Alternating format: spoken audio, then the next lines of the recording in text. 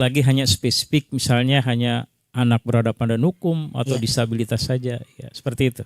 Ya, jadi sudah makin banyak Pak ya. Iya betul. Iya, pelayanannya. Nah, sekarang kan ada sekolah rakyat nih Pak. Tidak berbenturan dengan sekolah rakyat itu hadir di sini dengan rehabilitasi sosial itu sendiri. Iya, jadi dengan adanya sekolah rakyat ini, sebelumnya di sini memang adalah pusat rehabilitasi khusus anak Ibu ya. Iya. Di antaranya anak berhadapan dengan hukum.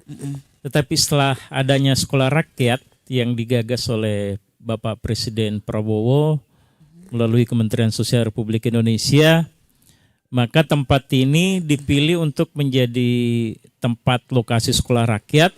Tetapi klien yang ada di sini yang sebelumnya atau penerima manfaat istilahnya Bu ya, itu semuanya dibawa ke Petarani.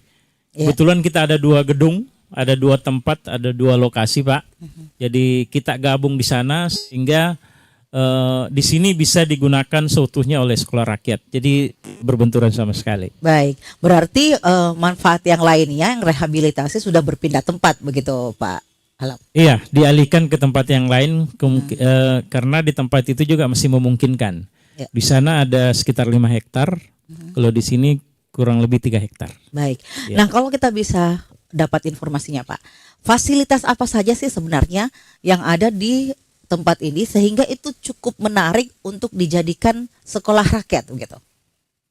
Iya, jadi ini awal digagasnya sekolah rakyat ini sebenarnya kan memang sangat cepat Bu ya, oleh Presiden ke Menteri Sosial, sehingga waktu itu oleh Bapak Menteri Sosial supaya bisa menangkap peluang ini oleh perintah oleh Bapak Presiden itu semua satker yang ada di Indonesia, satkernya Kementerian Sosial itu digunakan sebagai sekolah rakyat. Salah satunya di Sentra Wirajaya Makassar.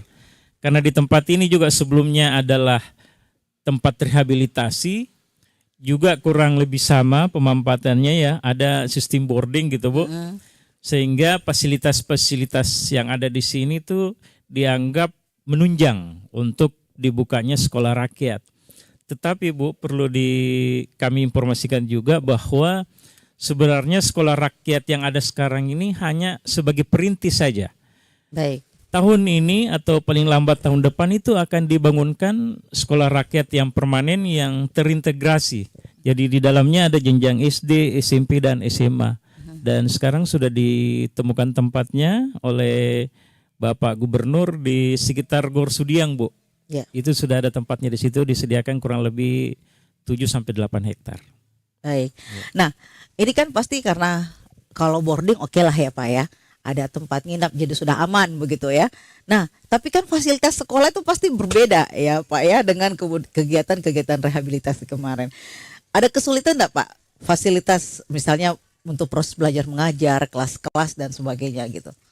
Iya, kalau kendala pasti ada Bu. Iya. Tapi paling tidak ini karena sekolah rakyat ini terbentuk bukan hanya Kementerian Sosial saja, tetapi ini merupakan kolaborasi dari beberapa kementerian Bu ya. Iya. Jadi di dalamnya ada Kementerian PU, ada Kementerian ada Dikdasmen di situ, juga ada Kementerian Kesehatan dan lain-lain sehingga semuanya bisa disupport.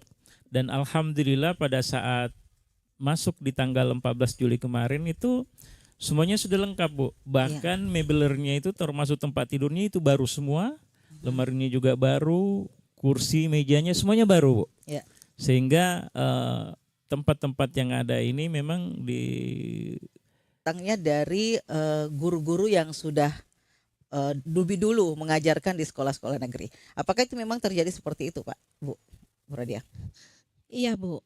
Untuk rekrutmen, kalau kami kemarin itu khusus untuk kepala sekolah, direkrut oleh Kemendikdasmen, ada 10 kandidat oleh Kemendikdasmen, kemudian itu dilakukan wawancara mendalam yang nantinya itu disaring menjadi 3 besar. Baik. Dari 10 kandidat yang ada, setelah dilakukan wawancara mendalam oleh Kemendikdasmen, ditetapkanlah 3 terbaik yang kemudian akan melanjutkan tes selanjutnya oleh Kemensos. Jadi dari tes yang ada, kemarin itu kami lalui Bu, ada tes TOEFL, kemudian tes psikotes, dan kemudian wawancara mendalam oleh Kemensos. Dari 3 kandidat yang ada, dipilihlah satu yang mungkin terbaik dari kandidat terbaik itu yang ada. Jadi dari 3 kandidat terbaik dipilih satu yang terbaik. Dan alhamdulillah kesempatan itu jatuhnya di saya, diamanahkan sebagai Kepala Sekolah Rakyat Menengah Pertama di 23 Sentra Wirajaya Makassar ini. Iya. Yang selalu saya bikin penasaran ketika munculnya sekolah rakyat itu kan kita belum memiliki brain atau pemikiran seperti apa sih kurikulumnya gitu ya. Tapi apa sih yang membuat kemudian menarik untuk dikelola gitu, Bu Radia? Sekolah rakyat yang menjadi hal menarik karena ini sistemnya boarding dan itu keunikannya berbeda dari sekolah reguler pada umumnya, Bu. Ya, di mana letak perbedaannya? Iya. Menarik ini. Letak keunikannya bahwa di sekolah rakyat itu punya kurikulum tersendiri dengan tailor-made, dirancang khusus dengan program persiapan, program akademik, dan program boarding, program keasramaan. Di mana program persiapan ini bisa dilaksanakan 2 sampai 3 bulan ketika anak-anak memang sudah dinyatakan siap secara mental, siap secara fisik, dan siap secara akademik untuk menyongsong program akademik di bulan 10 nantinya. Seperti itu. Dan program keasramaan, karena anak-anak di SR ini sistemnya sistem boarding, bagaimana membangun kemandirian, membangun kedisiplinan, tentu dengan di boarding ini, Bu. Bagaimana mereka bangun pagi, bagaimana mereka beribadah, bagaimana mereka berolahraga, mengikuti kegiatan pembelajaran, kemudian mengikuti pengembangan bakat minat melalui kegiatan ekstrakurikuler seperti itu. Jadi hal yang uniknya di situ bahwa kurikulum sekolah rakyat ini memang didesain khusus dengan model tailor-made dengan program kurikulumnya, program persiapan, program akademik, dan program keasramaan. Seperti itu, Bu. SRP 23 sendiri punya staf pengajar berapa banyak, Bu? Staf pengajar, kalau kami dari guru itu ada 11 mapel, ditambah dengan 2 guru agama, karena kebetulan kami di sini, Ibu, ada 1 siswa kami yang non-muslim, jadi ada juga guru agama dari pendidikan agama Kristen. Baik. Staf pengajar untuk khusus guru mapel itu ada 11 mapel. Ya, ini kan boarding, Bu ya. Siswa kita berapa banyak sih, Bu? Kalau ini kan persoalan pertama ini, agak susah-susah juga itu mendapatkan banyak orang ini ya. Kan sekarang juga enggak bisa kita pungkiri bahwa banyak sekali anak-anak putus sekolah gitu ya. Itu dengan berbagai alasan. Padahal pemerintah sudah menyiapkan sarana sekolah gratis dan bahkan sekarang sudah ada seragam gratis gitu ya. Nah, kalau di sekolah rakyat ini sendiri itu ada berapa banyak yang kemudian dikelola saat ini? Kalau saat ini, Ibu, jumlah siswa kami ada 150 siswa, 100 siswa dan 50 siswi. Jadi totalnya itu ada 150, kemudian rombelnya ada 6. Ya. Dan untuk bagaimana perekrutan siswa itu seperti tadi Ibu ungkapkan bahwa sebenarnya sudah banyak sekolah yang difasilitasi juga ya, gratis, kemudian dari seragam juga. Nah, kalau di sini Bu dikhususkan siswa kami adalah miskin dan miskin ekstrim dan berdasarkan data sen itu. Jadi ketika memang datanya ini valid berdasarkan data sen, nah itulah yang kemudian dilakukan home visit oleh home visit oleh pendamping untuk memvalidasi bahwa betul-betul anak-anak ini miskin dan miskin ekstrim yang merupakan salah satu indikator masuknya mereka untuk bisa bergabung di sekolah rakyat. Karena pada dasarnya Ibu tidak ada tes kemampuan akademik dan lain sebagainya. Nggak ada ya, nggak ada TPA ya. Iya, nggak ada tes TPA. Yang ada itu hanya syaratnya miskin dan miskin ekstrim. Dan inilah anak-anak yang difasilitasi oleh negara untuk kemudian juga bisa merasakan akses pendidikan supaya mereka bisa mendapatkan pendidikan yang bermutu melalui sekolah rakyat ini, Ibu. Baik, tadi kita sudah dapat clue-nya ya bahwa sekolah rakyat yang berbeda itu adalah karena di sekolah rakyat ini ada kurikulum yang berbeda ya, karena memang ini mengcombine di antaranya adalah akademik dan juga boardingnya ya. Berarti memang tiap hari nih harus dikontrol nih seperti apa mereka paginya gitu ya sampai makan gitu ya Bu ya. Itu semua diatur. Baik, kita ke Pak Kafrawi dulu nih. Pak Kafrawi nih kalau kita bijak melihat bahwa pada dasarnya pemerintah sudah memberikan upaya untuk peduli kepada masyarakat kita khususnya adik-adik yang butuh sekolah gitu. Tetapi ini kan juga menjadi tarik menarik ya karena kan kaget juga surprise gitu.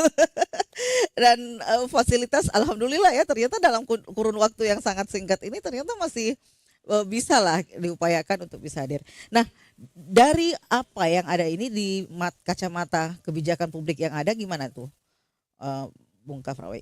Ya, jadi Bu Fitri ini memang program pemerintah yang saya bisa bilang sangat sangat cepat ya, karena tentu sebelum Pak Prabowo dilantik tentu ini sudah bisa menjadi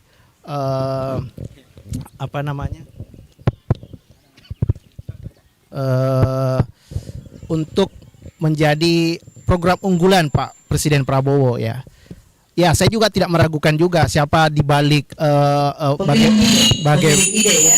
Iya, pemilik ide dari Sekolah Rakyat ini ada Profesor Muhammad Nuh ya sebagai orang yang pernah di Kementerian Pendidikan juga dan ini sebagai langkah yang tentu tidak main-main karena tentu melibatkan banyak pihak, melibatkan banyak masyarakat tentunya karena sekolah bukan berdiri begitu saja tapi ada masyarakat sekolah yang dibangun di sini.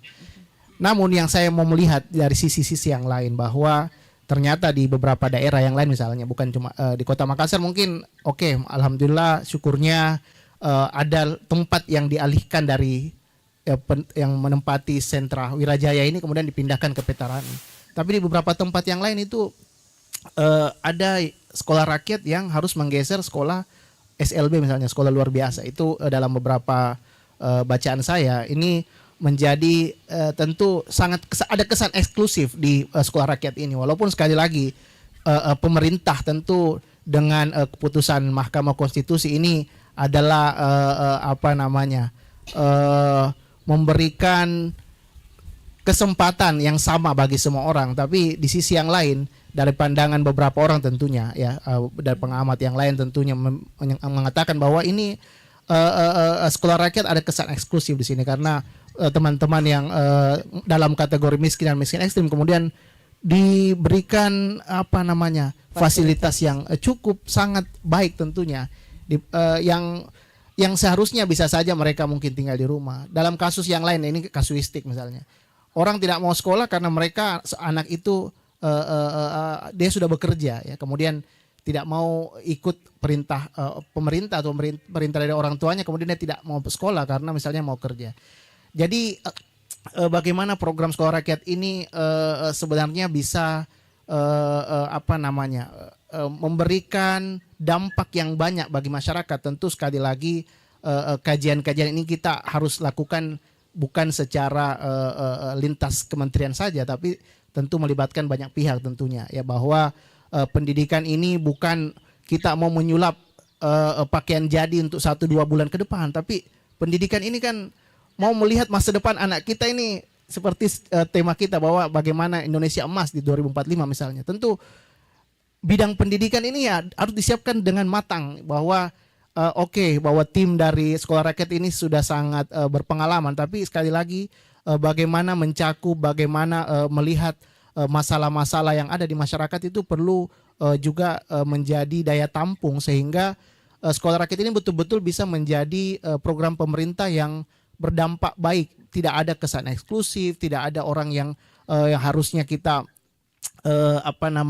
ajak atau rangkul, malah ya ini menjadi kelompok termarginalkan, malah kelompok rentan yang lain kemudian tidak menjadi perhatian padahal seharusnya adanya program sekolah rakyat ini menjadi program unggulan semua kelompok rentan, semua kelompok yang perlu diperhatikan oleh negara itu harus betul-betul tercover, harus tertangani dengan baik. Dan sekali lagi sekolah rakyat ini kita menjadi program awal di tahun ini tentu kita akan biasa kalau kita dalam kebijakan publik misalnya kita akan wait and see tentunya, dan itu akan ada tentu ada evaluasi nanti bagaimana program ini apakah akan berlanjut atau bagaimana sekolah rakyat itu akan menjadi hal yang harus dipertahankan oleh pemerintahan Prabowo dalam pemerintahan 5 tahun mendatang ini, seperti itu, Bu. Iya, jadi menarik ya karena kita kan bicara tentang pemerataan pendidikan ya, bahwa kemudian apresiasi ke pemerintah bahwa kehadiran sekolah rakyat sebenarnya bagian adalah upaya untuk solusi setidaknya untuk mereka yang berkeinginan sekolah tapi karena kondisi keuangan, kondisi kesejahteraan yang masih sangat minim sehingga tingkat kesulitan itu. Nah sekarang tadi juga ada curhatan nih yang sudah masuk di LSKP bahwa ternyata ada sekolah juga yang harus terpinggirkan hanya karena kehadiran sekolah ini gitu. Nah ini mungkin yang sekarang menjadi hal yang harus difikirkan pemerintah ya, saya pikir begitu ya Pak Kafrawi ya. Jadi jangan kemudian menjadi sekolah rakyat ini jadi pemantik untuk hal yang lain gitu, menjadi masalah baru begitu. Ya betul, bahwa sekolah rakyat itu malah harusnya bisa mengcover masalah-masalah yang ada di masyarakat ya. Bukan malah membuat masalah baru ya, seperti terjadi di salah satu daerah di Indonesia bahwa ya teman-teman disabilitas misalnya yang mereka sudah nyaman misalnya di tempat itu kemudian mereka harus misalnya berpindah ya, itu juga menjadi tentu ya teman-teman di dinas sosial tentu memiliki cara untuk bagaimana memberikan solusi-solusi itu sehingga solusi sekolah rakyat, solusi teman-teman kelompok rentan khususnya disabilitas itu sama-sama terayomi ya, sama-sama terakomodir bahwa pemerintah punya perhatian lebih kepada anak-anak, pemerintah punya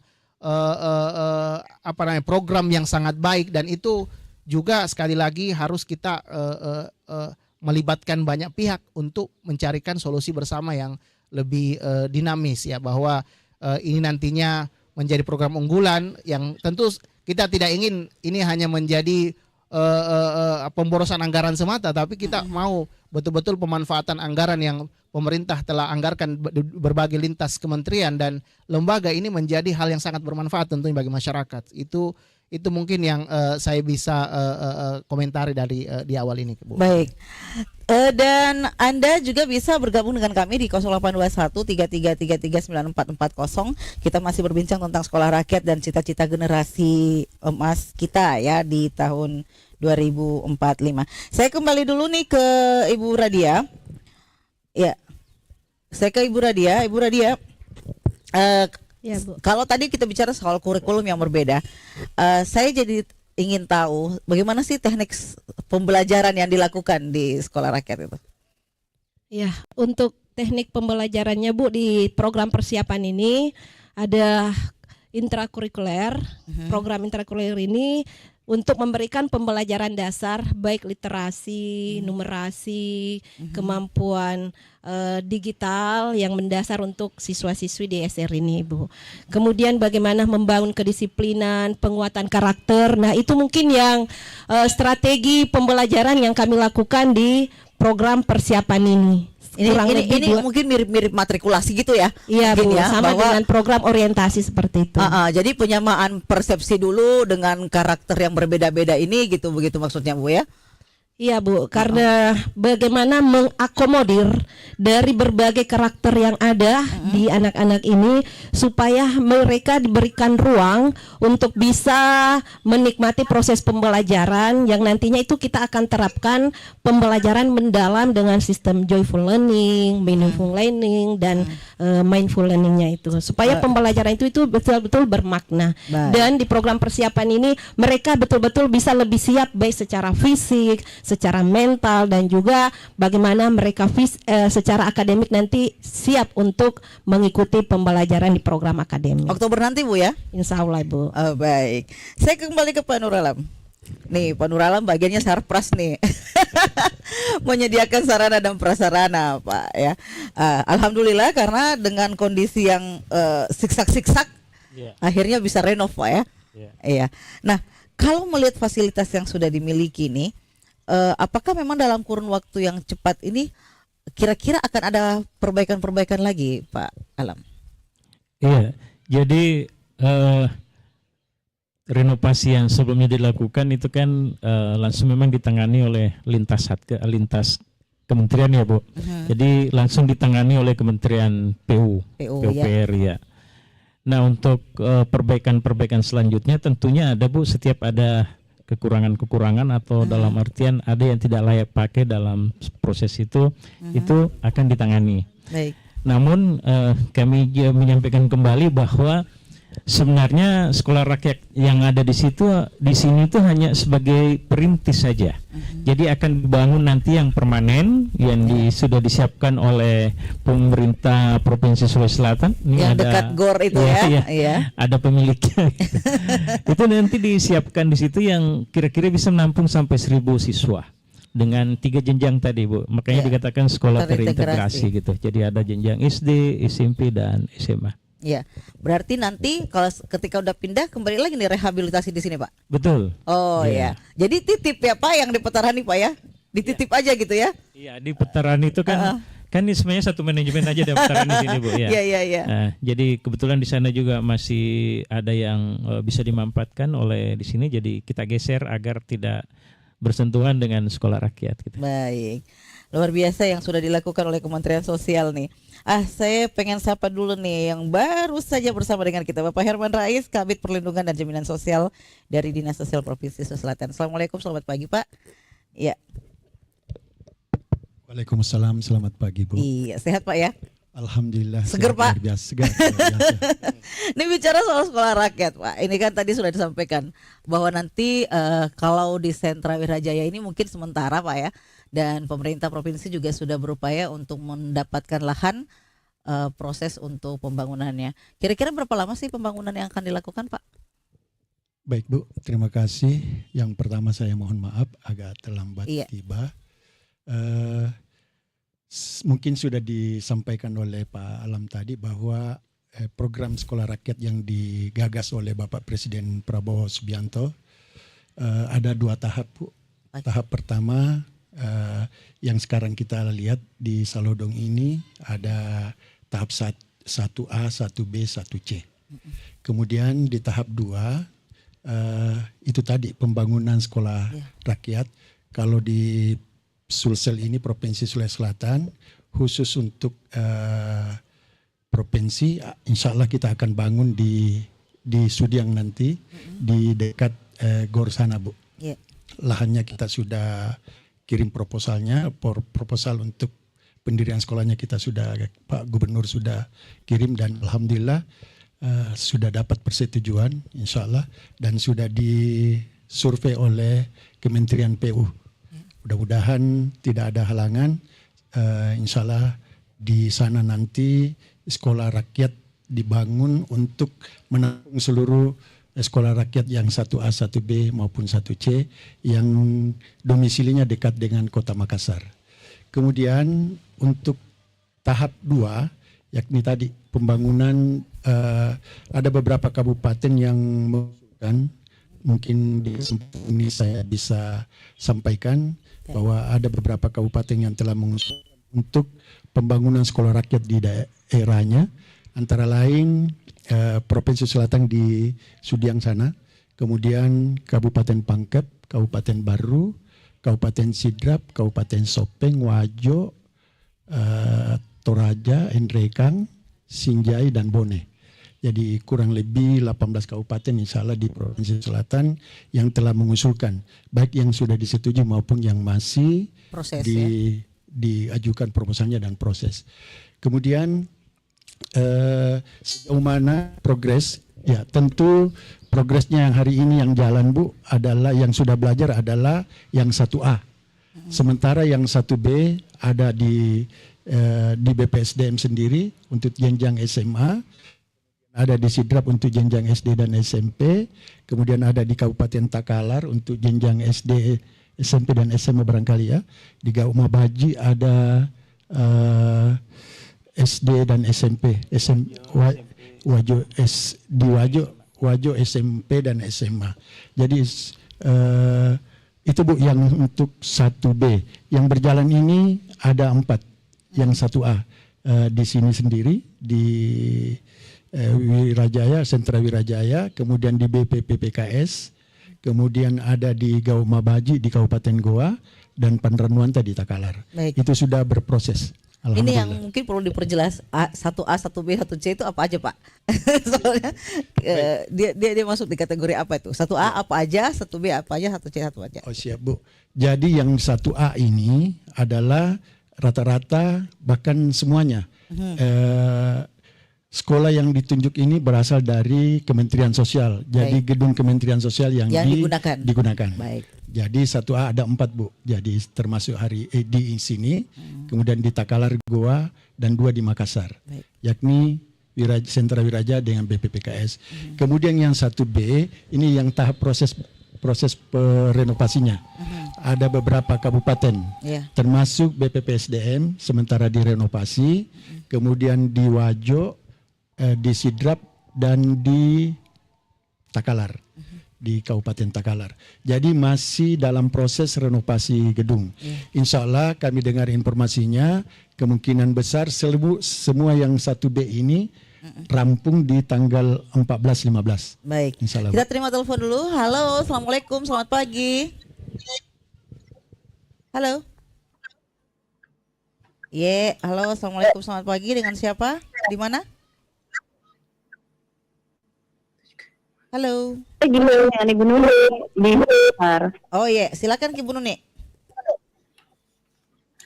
Iya, terima kasih dan ini nampaknya jauh yang cukup menarik ya, dan ibu-ibu juga sebenarnya masyarakat di Makassar ini ingin tahu sebenarnya sejauh apa seperti apa penyetaraan sekolah rakyat itu dengan sekolah-sekolah formal yang ada, dan kurikulum yang digunakan juga itu seperti apa ya.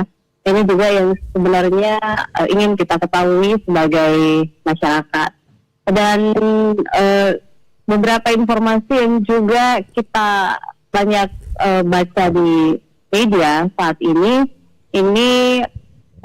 baca guru-guru dari Sulawesi yang mundur dari tim pengajar sekolah rakyat. Ini bagaimana ini Pak dengan kondisi ini? Dan sampai ini akhirnya membuat masyarakat juga tidak ingin menyekolahkan anak-anaknya di sekolah rakyat karena banyak guru-gurunya yang mundur. Nah ini mungkin ini yang perlu mendapat penjelasan lebih jauh. Terima kasih. Assalamualaikum warahmatullahi wabarakatuh. Ya, waalaikumsalam warahmatullahi wabarakatuh. Ini juga menarik ya, karena ada satu case seperti itu. Padahal belum ada pelajaran akademiknya, sudah mundur. Ini baru persiapan, benar ya Bu ya? Iya, baru persiapan, sudah ada yang mundur. Bagaimana ceritanya ini? Silakan Pak. Ya, kita ke Pak Alam dulu. Ya. Saya ingin meluruskan juga terkait dengan guru-guru yang mundur Bu ya. Iya. Kebetulan saya termasuk asesornya salah satu pewawancara rekrutmen guru itu Bu. Baik. Ya, dari sekian ribu yang diterima itu sekitar 50-an mungkin diantaranya saya yang sebagai asesornya. Jadi guru-guru yang mundur dengan berbagai alasan itu termasuk di sini ya Bu ya, ada 2. Memang gurunya tidak pernah sampai ke sini Bu. Berarti dia cuma sampai di perempatan depan sana Pak ya? Mungkin tidak sampai di sentra. Dan alhamdulillah yang ada sampai di sini sampai sekarang betah-betah saja Bu. Tetapi kami sudah konfirmasi juga ke Kementerian Sosial Pusat, akan segera diganti Bu. Sebenarnya sudah banyak yang cadangannya yang akan mengganti, dan akan segera ditetapkan nanti gurunya kembali untuk menutupi itu. Kemudian terkait dengan kurikulumnya seperti yang disampaikan Bu Kepala Sekolah tadi, sebenarnya kan sama kurikulum nasional Bu. Yang membedakan di sini adalah pendidikan karakternya. Iya, di sini betul-betul karakter anak itu kita bentuk Bu. Itu juga yang disampaikan tadi Ibu Kepsek bahwa anak di sini yang menjadi unik dan menarik karena memang Bapak Presiden meminta adalah khusus anak yang miskin dan miskin ekstrim.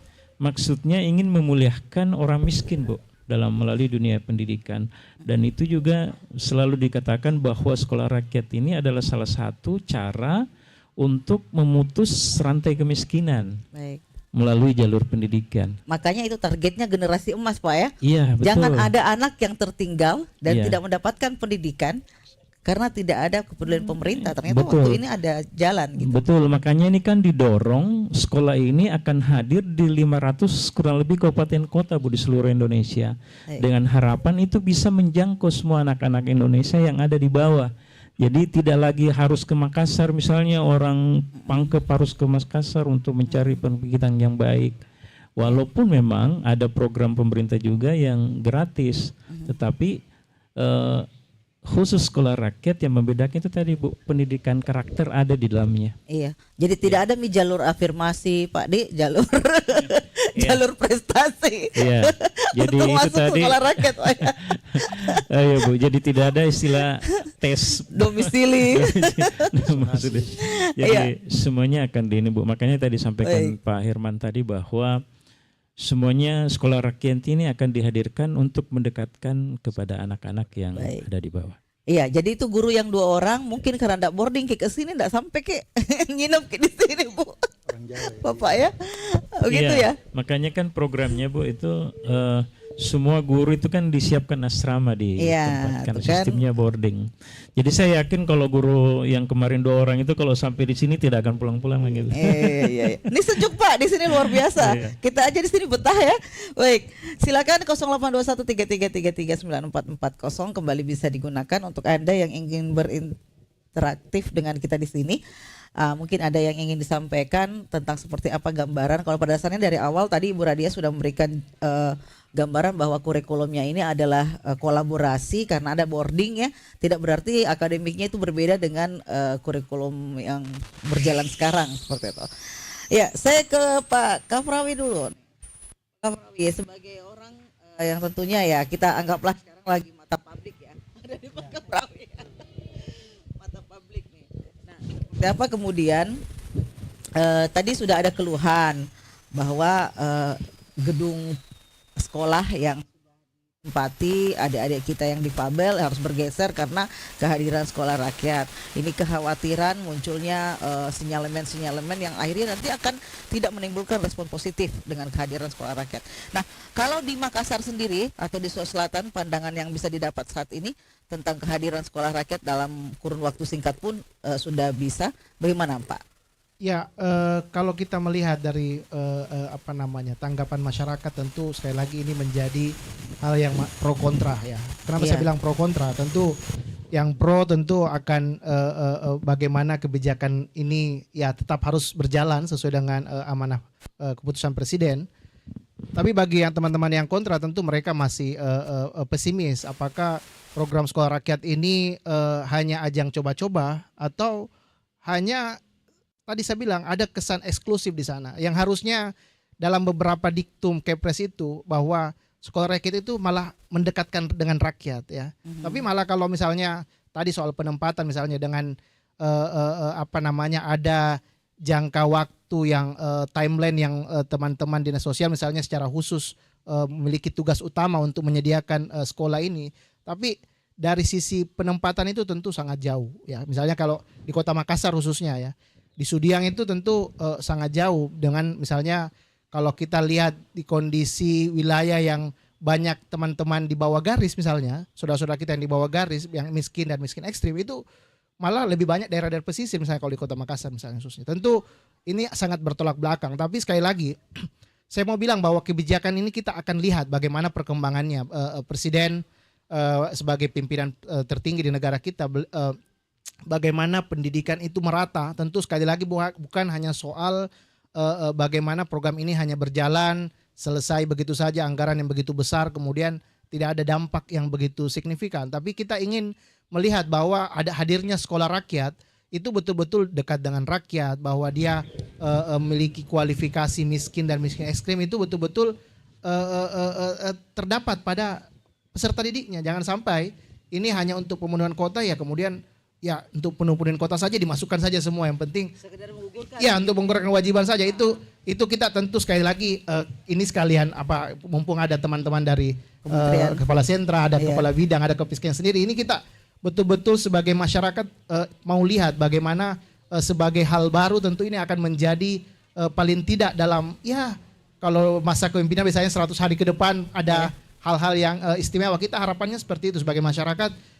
bagaimana program ini bukan hanya sekedar stigma negatif saja misalnya, tapi kita punya apa namanya, ketika kesan positif itu melalui pemberitaan, kemudian melalui prestasi anak-anak kita ya, bahwa oh ternyata prestasi itu bukan dari sekolah-sekolah unggulan yang sudah ada saja, tapi ternyata sekolah yang baru seperti sekolah rakyat ini juga anak-anaknya dengan melalui berbagai metode para pendidiknya ternyata berprestasi juga. Itu yang kita harapkan, sehingga cita-cita dari Bapak Presiden ini tentu bukan hanya sekedar program yang menjadi bahan kampanye kemarin, tapi ini betul-betul menjadi program yang harus berdampak, dan cita-cita Indonesia Emas itu ya tentu kita harus siapkan dari sekarang. Tadi saya bilang pendidikan itu bukan untuk membuat kue untuk 1-2 bulan ke depan, tapi untuk 100 sampai 200 tahun ke depan, sehingga ya betul-betul kita pikirkan bahwa pendidikan ini bukan harus secara instan, tapi betul-betul disiapkan,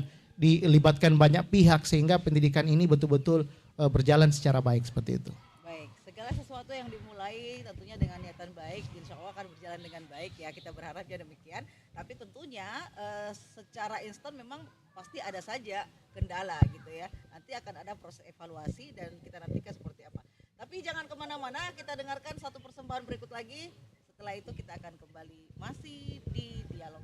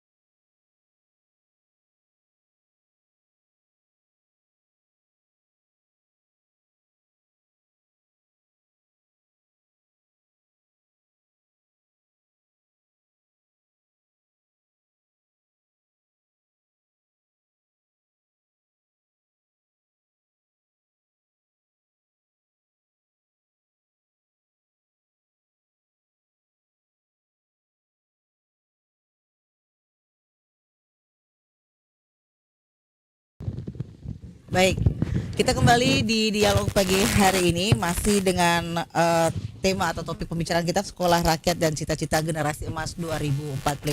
Dari perbincangan awal tadi sudah ada gambaran bahwa kehadiran Sekolah Rakyat diharapkan untuk bisa menjadi solusi agar masyarakat ataupun anak-anak putus sekolah ataupun anak-anak bangsa ini yang kemudian tidak punya kesempatan untuk berada di sekolah formal berkesempatan untuk berada di Sekolah Rakyat. Tentunya dengan kurikulum yang sudah disampaikan tadi tidak jauh berbeda. Yang membedakan adalah karena mereka harus juga ada perubahan karakter. Tadi catatannya dari Pak Alam ya.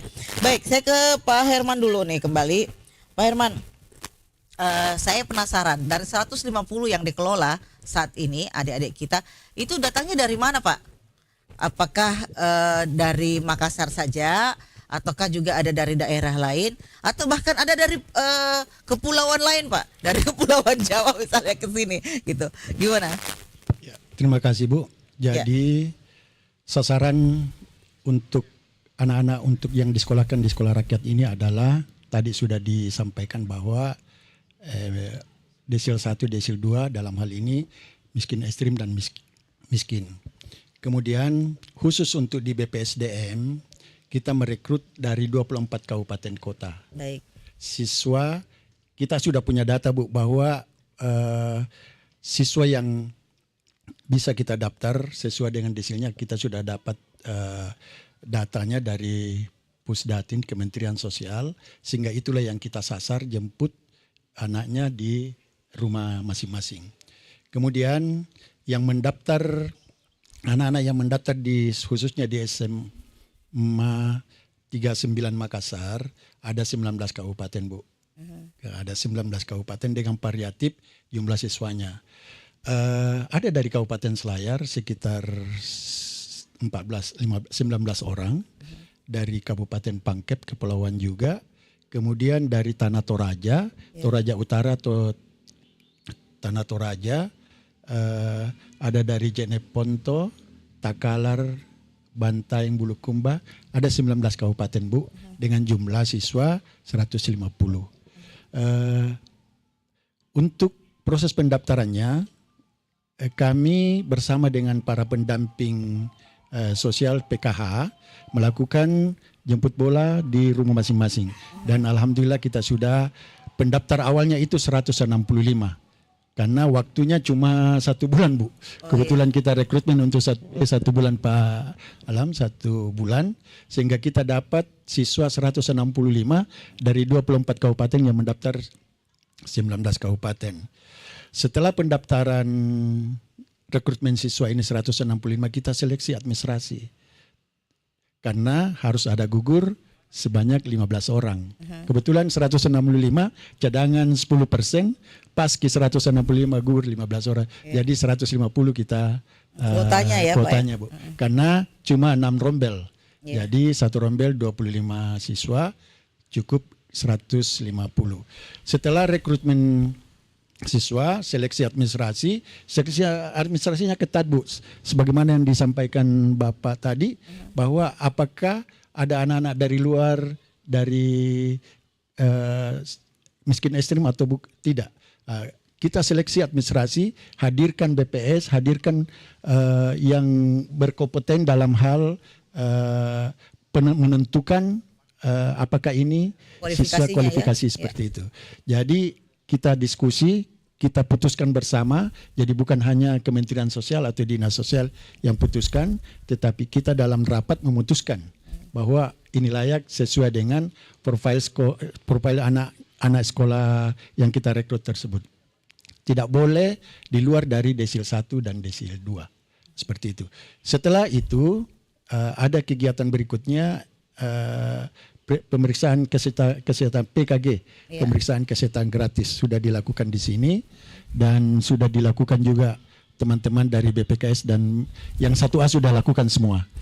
Setelah itu sudah masuk di kelas. Di PKG juga itu sangat selektif Bu, diperiksa baik-baik ini anak-anak. Jangan sampai ada anak-anak yang terjangkit penyakit yang menular atau bagaimana. Kalau itu pun ada, itu tidak digugurkan. Itu bukan menggugurkan bahwa anak ini tidak bisa lanjut lagi belajar, tetapi diberikan penanganan khusus untuk Kesehatannya, kesehatannya seperti itu. Iya. Jadi luar biasa Bu. Kemudian dari seleksi anak ini tidak wujud bisa kita terima, tetapi untuk memastikan anak ini bisa kita terima ada home visit. Kita datangi dari teman-teman rekrut tadi, kemudian ada home visit yang dalam timnya itu meyakinkan lagi apakah betul yang kamu rekrut ini adalah berasal dari itu sesuai data dan kategori itu. Kemudian kita datangi. Dan kalau misalnya tidak bersesuaian dengan data, ya kita gugurkan. Tidak bisa. Walaupun misalnya udah lulus tadi ya. Kemudian ada juga yang kita dapatkan Bu, ternyata anak ini tidak ada dalam desil, tetapi memang dari hasil pengamatan kita ini layak. Ini layak. Nah, temuan ya? Temuan. Ada juga yang kita rekrut seperti itu. Temuan yang seperti itu kita diskusikan bersama bagaimana ini. Kita asesmen mendalam bahwa bagaimana orang tuanya, penghasilan orang tuanya, tanya tetangganya dan seterusnya, begitu mendalamnya Bu. Iya. Jadi insya Allah anak-anak yang kita rekrut ini benar-benar anak-anak yang memang berasal dari yang miskin ekstrim dan miskin. Berarti ada tim khusus Pak ya yang sudah disiapkan. Jadi timnya itu kami dari Sentra Wijaya, Dinas Sosial, Kota, Provinsi, kemudian BPS dan Dinas Pendidikan.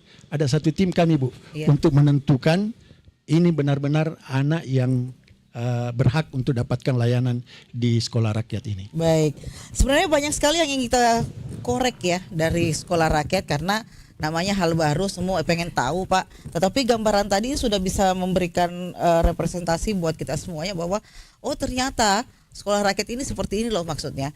Baik, kita di penghujung perbincangan saya langsung saja ke Pak Alam, closing statement Pak sehubungan dengan sekolah rakyat yang ada. Ini kalau misalnya dibangunnya 2 tahun, berarti 2 tahun lagi nih baru balik ke sini Pak itu rehabnya. Iya. Singing tadi masih ada sedikit Bu saya ini kan sebelum closing statement itu. Jadi khusus di SRMP Sentra Wirajaya Makassar ini siswanya semua dari Kota Makassar semua Bu. Iya. Oh iya. Khusus SMP di sini kecuali di tempatnya Pak. Iya. Ini memang di BPSDM itu memang karena ada setingkat SMA gitu. Iya. Ya, jadi saya ingin menyampaikan kepada pendengar dan kita semua bahwa sekolah rakyat ini memang ditujukan atau bertujuan untuk satu memuliakan orang miskin, Bu. Yang kedua adalah bagaimana ini harapan daripada Pak Menteri Sosial juga bahwa bagaimana nanti orang tua yang miskin atau kondisinya saat ini tidak beruntung, nanti beberapa tahun kemudian anak-anaknya tidak lagi seperti orang tuanya, paling tidak iya secara itu. Jadi bisa memutus mata rantai yang ada itu ya. Memutus mata rantai kemiskinan. Dan yang disampaikan Pak Herman tadi betul sekali Bu, bahwa semua kita lakukan proses rekrutmen siswa itu betul-betul kita lakukan dengan baik, dengan berbagai proses. Dan terakhir seperti yang disampaikan tadi itu ada home visit yang dilakukan. Jadi ada beberapa kali tahap yang kita lakukan sehingga ditetapkanlah sebagai siswa yang akan mengikuti proses belajar mengajar. Itu pun terakhir sebelum ditetapkan oleh Pak Wali Kota, karena Pak Wali Kota yang menetapkan ini SK-nya. Pak Wali Kota juga melakukan cek di lapangan dengan timnya. Sehingga setelah itu baru ditetapkan bahwa ini memang layak sesuai dengan apa yang dikandungkan. Baik, silakan Ibu Radia.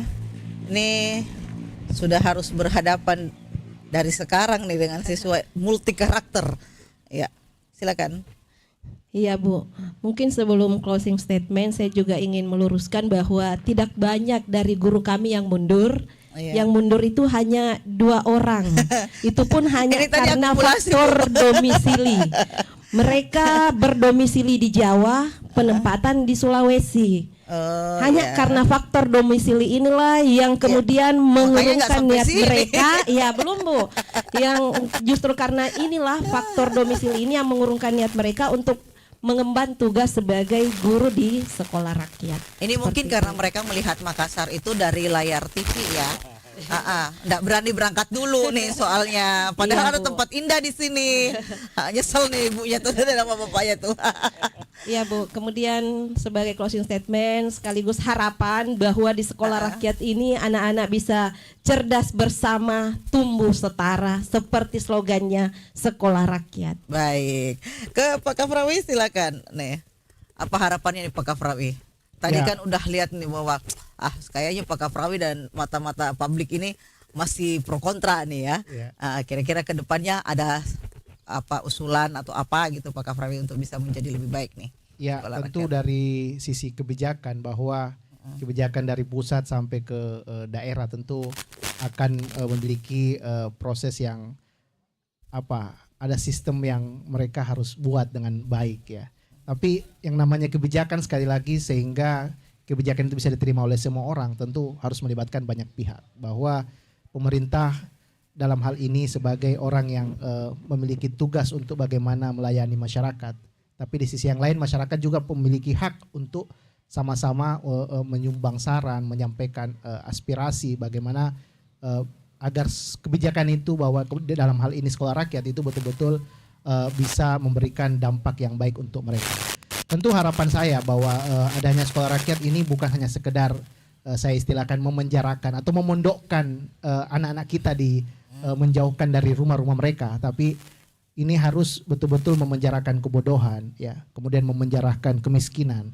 Kemudian mereka setelah tamat, setelah lulus, mereka harus menjadi orang yang sejahtera dan sekali lagi mereka akan menjadi agen-agen untuk mensejahterakan masyarakat yang ada setelah mereka ini. Dan itu harapan tentu sehingga Indonesia betul-betul seperti yang kita cita-citakan menjadi negara yang adil, sejahtera dan makmur tentunya. Seperti itu. Terima kasih. Baik. Saya terakhir nih ke Pak Herman, masih ada 2 menit terakhir Pak Herman. Iya. Apa nih harapannya Pak Herman? Kami kita semua tentu berharap bahwa program sekolah rakyat ini bisa berjalan sesuai yang kita harapkan, karena apa yang telah digagas oleh Bapak Presiden Prabowo Subianto salah satunya adalah mengentaskan kemiskinan dan sekaligus menghapusnya. Salah satu variabel untuk mengentaskan kemiskinan adalah pendidikan, dan di sekolah rakyat menyasar masyarakat kita yang kurang beruntung. Tadi disampaikan oleh Pak Alam tadi bahwa ada 3 pilar yang dilakukan di dalam prinsip dari sekolah rakyat ini adalah memuliakan orang cilik, kemudian menjangkau yang tidak terjangkau. Anak-anak kita ini tidak terjangkau oleh akses layanan pendidikan karena ada yang putus sekolah, ada yang tidak sekolah karena persoalan biaya. Pendidikan sekolah rakyat hadir untuk menjangkau itu. Kemudian memungkinkan yang tidak mungkin. Tadi mungkin anak-anak ini tidak punya cita-cita, tidak punya harapan. Dengan adanya sekolah rakyat, kembali dia punya hope, harapan untuk menyongsong masa depan. Dan disampaikan oleh Bapak Pasarkawi tadi, mudah-mudahan bangsa kita maju dengan sumbangsi kita dengan adanya sekolah rakyat ini. Kemudian menuju Indonesia Emas. Salah satu variabel yang menentukan untuk menjadi Indonesia Emas adalah pendidikan.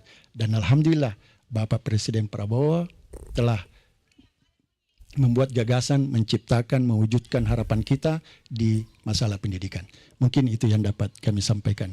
Dan sekaligus kami sangat berterima kasih kepada TPRI, RRI untuk senantiasa mensosialisasikan ini. Karena program ini walaupun bagus tapi tidak tersosialisasi dengan baik, maka tentunya masyarakat mungkin bertanya-tanya seperti apa sih sekolah rakyat.